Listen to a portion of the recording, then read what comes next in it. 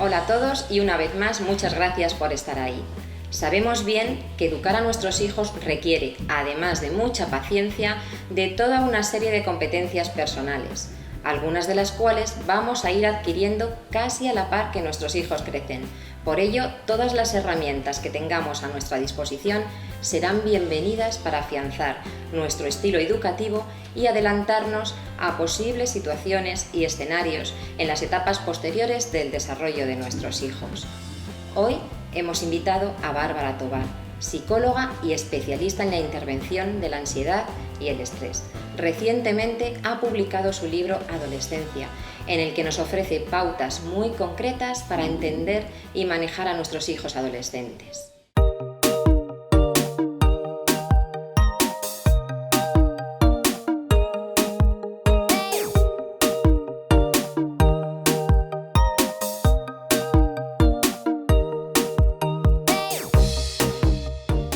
El espacio de hoy estará dedicado a esta edad en la que los conflictos entre padres e hijos se incrementan.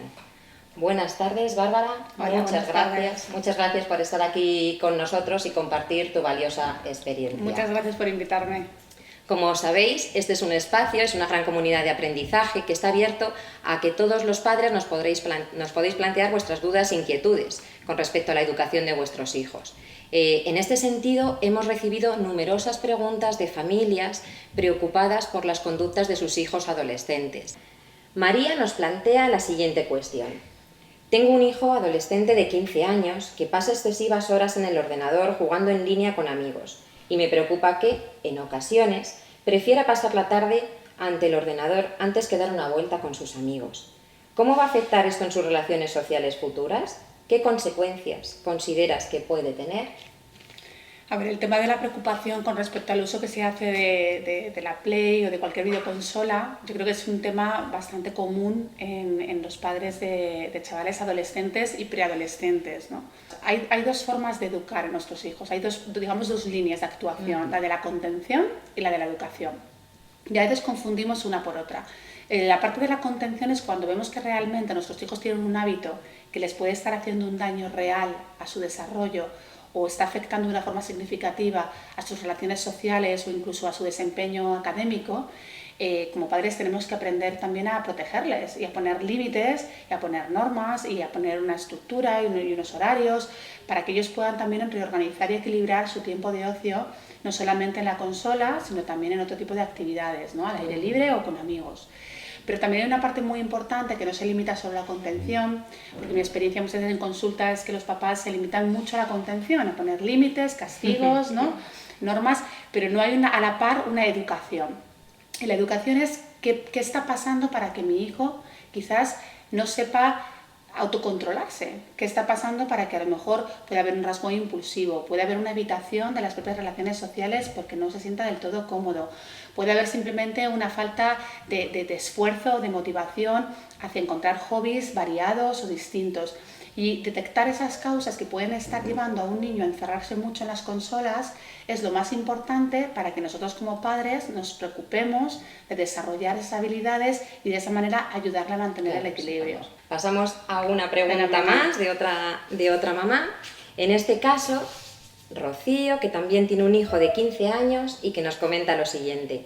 Mi hijo, desde hace ya 2 años, obtiene unos pésimos resultados académicos. Le veo sin motivación por los estudios, aunque va contento al colegio, y tiene una excelente relación con sus amigos. Le he castigado quitándole el móvil, el ordenador, pero esto no ha sido efectivo, puesto que los resultados siguen siendo los no esperados. En este caso, Bárbara, ¿qué le podemos recomendar a Rocío que puede hacer con su chico? Claro, fíjate, está muy relacionado con la pregunta anterior, es decir, en parte, volvemos a lo mismo de antes, ¿no? Le ha castigado, le ha puesto límites, pero ve que no es suficiente para que el niño cambie las estrategias de afrontamiento, ¿no? Sigue estando muy enganchado a la videoconsola y no tiene buenos resultados académicos. ¿Qué hacemos en ese caso? Pues lo que tenemos que hacer también es un plan de educación. ¿Qué está pasando para que este niño va contento a clase? Porque probablemente en las relaciones sociales no tiene ningún problema, pero en la parte académica algo está pasando. Puede ser un tema de inseguridad académica. O sea, hay muchos críos que no se ven competentes o que su nivel de autoeficacia es muy bajito cuando llegan a la adolescencia y tratan de escapar o de evitar ese problema en lugar de afrontarlo o reconocerlo, y entonces se desmotivan y dejan de lado los estudios.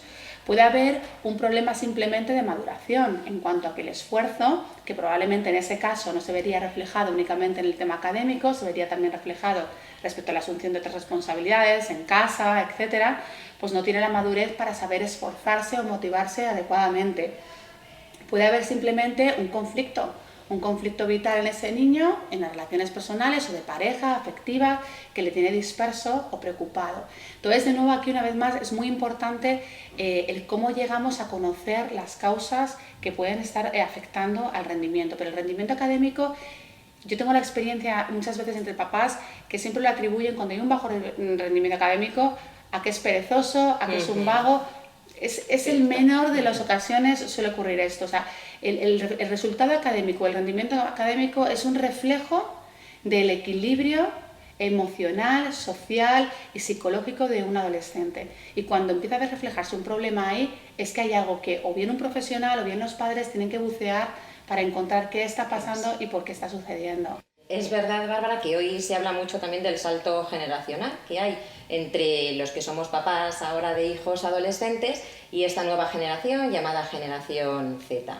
¿Qué piensas tú que podemos hacer para acercarnos a nuestros hijos adolescentes, para disminuir a lo mejor este gap que hay entre generaciones y también cuál es el límite o los límites que nosotros mismos a nivel personal nos ponemos para poder acercarnos a nuestros hijos? Mira, yo creo que una cosa fundamental que es muy común en los padres de esta generación de la que comentabas, ¿no? que seguro que a todos nos suena mucho, y es el anhelo que en exceso aparece en los padres en que sus hijos sean felices, ¿no? Entonces hay una cultura, es verdad, en la que nos preocupa mucho protegerles de cualquier experiencia negativa, de cualquier situación más difícil, de cualquier ola en la vida que sea un poquito más alta, ¿no? Que parece que nos da miedo que no sepan surfearla, ¿no? Y que se vayan a caer, se van a pegar un buen revolcón, ¿no? Entonces yo creo que más que sean felices, el objetivo para mí es que sean resilientes, es decir, que sean niños, jóvenes, adolescentes, capaces de asimilar y de digerir experiencias como el fracaso, como la crítica, como el rechazo, como el dolor, como las pérdidas, sin necesidad de que se queden bloqueados o sin necesidad de que nosotros les sobreprotejamos para que eso no ocurra, ¿no? Y por otro lado, para acercarnos a esta nueva cultura que hay, especialmente digital, ¿no? y tan alejada de lo que nosotros hemos conocido también en nuestra infancia, creo que también es interesante que practiquemos con ellos ciertos hábitos, ¿no? Que juguemos también un poco con ellos a las consolas, que nos acerquemos y escuchemos también qué escuchan ellos por YouTube, que intentemos interesarnos por las cosas que ahora mismo en esta nueva generación está viendo, ¿no? Y al empaparnos quizás también muchos papás cambiemos de opinión. Y a lo mejor las cosas cuando se ven desde fuera y se ven tan diferentes a las que hemos vivido nosotros de niños, las cojamos más miedo, ¿no? De lo que realmente son.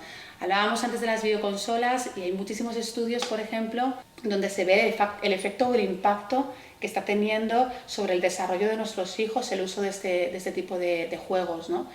Y son muy curiosos los resultados que se están arrojando, ¿no? Porque hasta se está viendo que tienen un impacto positivo el uso de 1 hora al día. No estoy hablando de entre semana, no fin de semana, sí, sino que estoy hablando de un resultado positivo de 1 hora al día de jugar a la consola, ¿no? Que es algo como que muchos padres es como, no, ni 1 hora al día, cero, ¿no?